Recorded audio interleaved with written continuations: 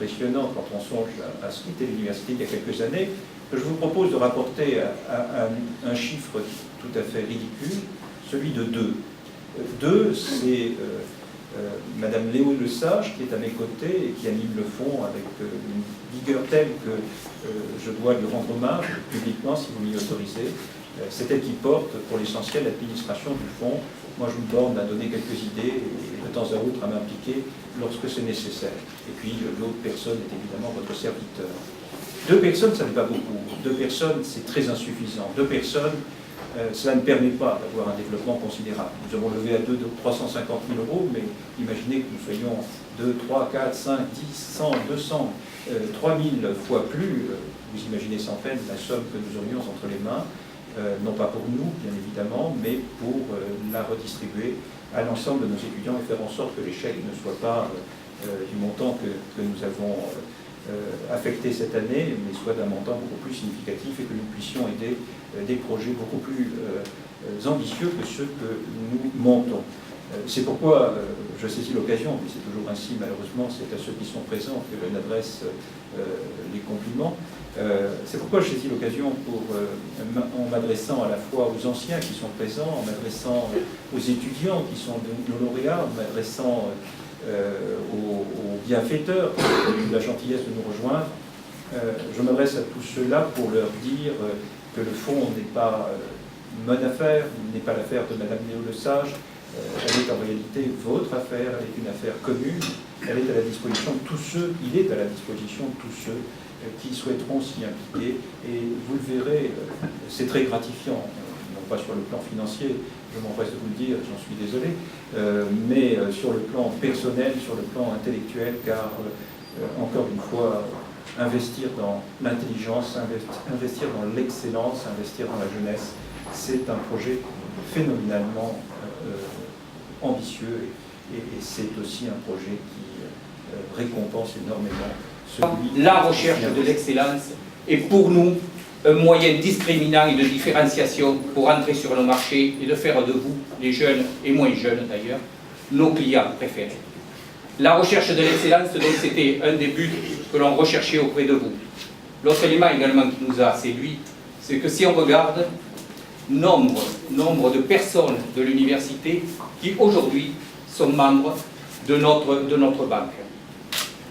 Là aussi, je sais que cette recherche de l'excellence, Président, et le Président absent ce soir la recherche également, sortons-nous de la tête que l'université n'est pas capable aujourd'hui d'amener dans le monde professionnel, des gens aussi excellents que n'importe école de prépa ou des choses comme ça.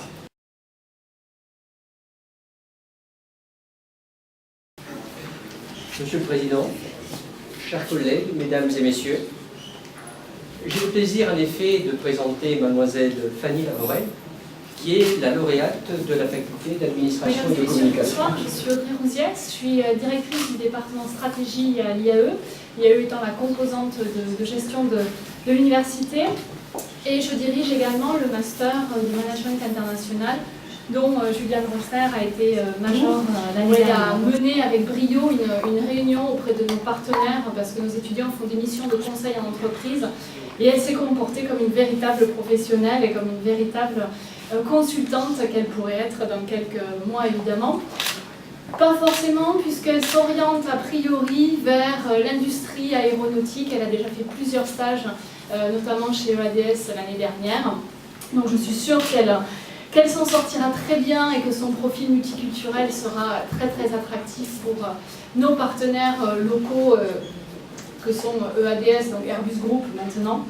Donc j'aimerais juste souligner les qualités humaines et évidemment académiques, mais on n'y revient pas parce que c'est pour ça qu'elle est là ce soir, de Juliane, à qui je souhaite vraiment tous mes voeux de réussite et un grand bravo pour cette année de M1 et l'année de M2 qui est en cours et qui se passe très très bien. Monsieur le Président, chers collègues, mesdames, messieurs, c'est pour moi un honneur d'être parmi vous ce soir à l'occasion de cette cérémonie de remise des prix et un honneur de représenter la composante droit, puisque à l'origine, c'est effectivement notre doyen Hugues Genfack qui aurait eu la joie de présenter la lauréate pour cette composante droit, qui est donc mademoiselle Marie Jonquin. Et une jeune juriste assez réservée qui m'a dit tout son plaisir d'avoir appris ici au sein de notre université et tout son plaisir à continuer à poursuivre dans cette voie et éventuellement de poursuivre notamment sur la voie de la magistrature. Et je pense que pour la justice de demain, ce sera une grande chance d'avoir un membre aussi brillant parmi ces magistrats. Donc je lui souhaite déjà, je lui adresse toutes mes félicitations et je lui souhaite beaucoup de succès dans l'avenir. Voilà, donc je féliciterai Maud. Je sais que cette année, elle est déjà partie sur un chemin brillant de par ses résultats et je lui souhaite un bon avenir et une bonne insertion professionnelle. Je suis très content d'avoir la lourde charge de présenter l'IAE. Je suis surtout très content d'être à cette soirée où effectivement on célèbre l'excellence que le président Rapp a bien rappelé et M. Dols également. Vous savez que pour ce qui est de TSE, la première ambition de TSE, de la School of Economics, a été d'atteindre l'excellence dans le domaine de la recherche en